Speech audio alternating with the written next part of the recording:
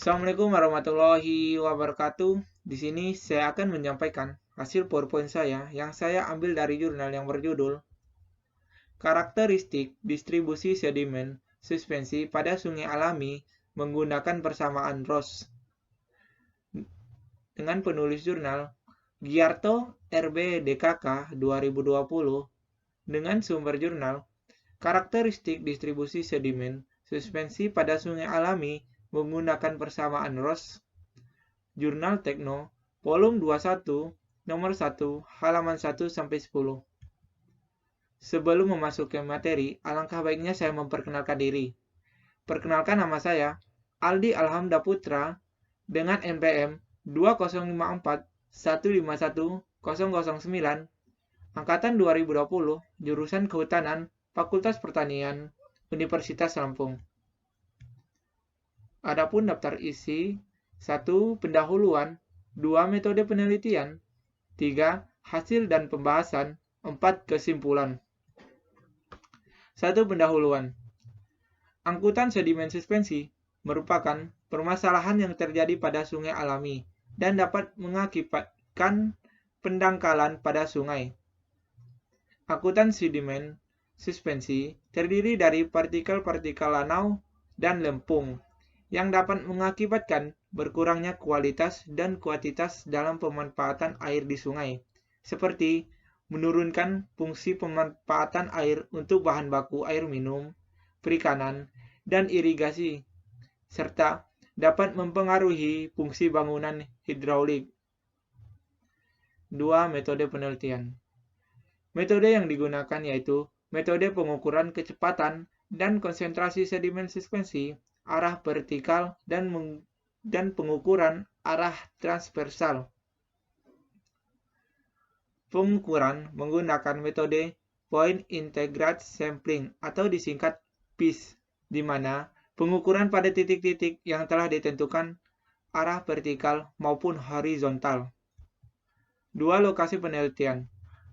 Lokasi penelitian ini ditentukan dengan karakteristik sungai alami, seperti dinding saluran yang masih alami dan saluran yang lurus terhindar dari pengaruh belokan. Berikut adalah gambaran lokasi pengukuran pada Sungai Opak pada Desa Jobohan, Bokoharjo, Kecamatan Prambanan, Kabupaten Sleman, Yogyakarta, dan lokasi pengukuran Sungai Kuning pada Desa Sorogenan 2, Purwomartani, Kecamatan Kalasan, Kabupaten Sleman, Yogyakarta. 3. Persamaan Ross.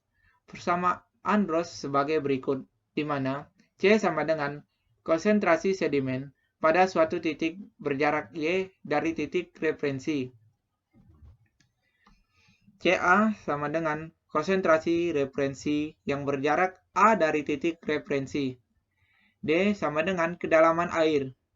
Y sama dengan titik pengukuran vertikal diukur ke permukaan dari dasar dengan satuan meter. A sama dengan level referensi dengan satuan meter. Z sama dengan suatu eksponen dari persamaan distribusi sedimen disebut sebagai parameter Ross atau disebut Ross number. WS sama dengan kecepatan jauh partikel atau endap sedimen suspensi dengan satuan meter per sekon. US sama dengan kecepatan gesek metode Clauser. K sama dengan konstanta von Karman. 3. Hasil dan pembahasan. 1. Data pengukuran. Hasil dari 55 pengukuran kecepatan dan konsentrasi sedimen suspensi pada sungai alami sebagai berikut, yang disajikan pada tabel 1 hasil pengukuran lapangan. 2. Konsentrasi sedimen suspensi.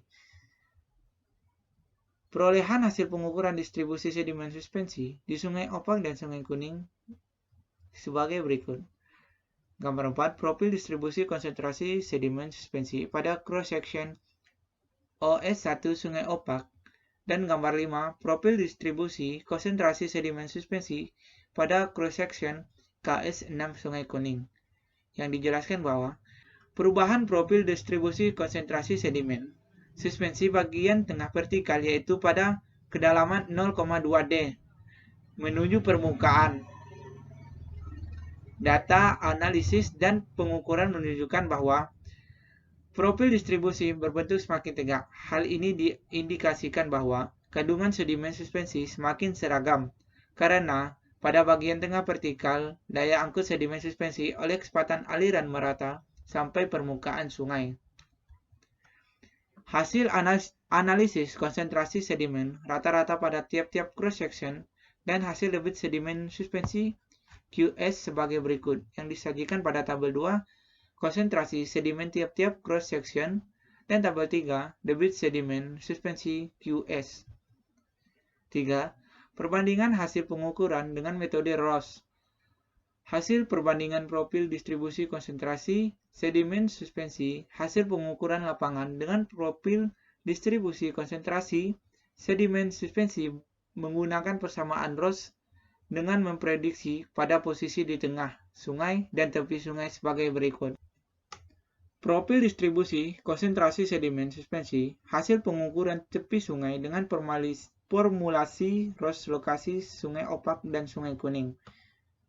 Persamaan Ross berlaku pada tengah sungai, sedangkan untuk posisi yang lain, arah transversal atau posisi tidak di tengah sungai, seperti di tepi sungai, profil distribusi konsentrasi sedimen suspensi tidak cukup baik untuk memprediksi distribusi konsentrasi sedimen suspensi dengan persamaan Ross. Hal ini disebabkan pada tepi sungai terjadi perubahan karakteristik aliran akibat ketidakseragaman dinding tepi sungai. Tekstur dinding sungai yang sebagian besar terdiri dari lempung dan pengaruh dari dasar sungai pada bagian tepi yang berbatu, sehingga dapat mempengaruhi distribusi konsentrasi sedimen suspensi yang terjadi pada tepi sungai. Hasil profil distribusi konsentrasi sedimen, hasil pengukuran pada posisi di tengah sungai sebagai berikut. Profil distribusi konsentrasi sedimen hasil pengukuran tengah sungai dengan formulasi Ross lokasi sungai opak dan sungai kuning. 4. Variasi persamaan Ross terhadap pengukuran. Persamaan Ross dapat memprediksi dengan baik pada posisi di tengah sungai, karena persamaan ini dikembangkan dengan pendekatan beta sama dengan 1. Berikut gambaran hasil profil distribusi konsentrasi sedimen, hasil pengukuran tepi sungai, dan formulasi Ross tanpa faktor koreksi beta, lokasi sungai opak dan sungai kuning. Hasil koefisien koreksi parameter Ross pada lokasi sungai sebagai berikut. Persamaan Ross dapat berlaku cukup baik dalam memprediksi distribusi konsentrasi sedimen suspensi pada beberapa bagian tepi sungai, tanpa perlu melakukan koreksi beta, seperti yang tersaji dalam kode pengukuran KS3 dan P2. Hasil koreksi beta parameter Ross pada lokasi sungai sebagai berikut.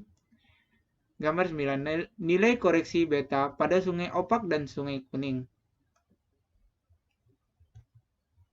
4. Kesimpulan. Profil distribusi konsentrasi sedimen suspensi yang diukur mendekati permukaan sungai nilai konsentrasi sedimen suspensi semakin mengecil dan konsentrasi lebih besar mendekati dasar sungai disebabkan karena dasar sungai yang kasar sehingga pada bagian dasar sungai terjadi turbulensi yang besar, kecepatan aliran kecil, dan adanya pengaruh gravitasi, sehingga mengakibatkan nilai sedimen suspensi lebih besar pada bagian dasar sungai. Mungkin itu saja penyampaian dan materi dari saya. Apabila ada salah kata, saya mohon maaf. Terima kasih. Wassalamualaikum warahmatullahi wabarakatuh.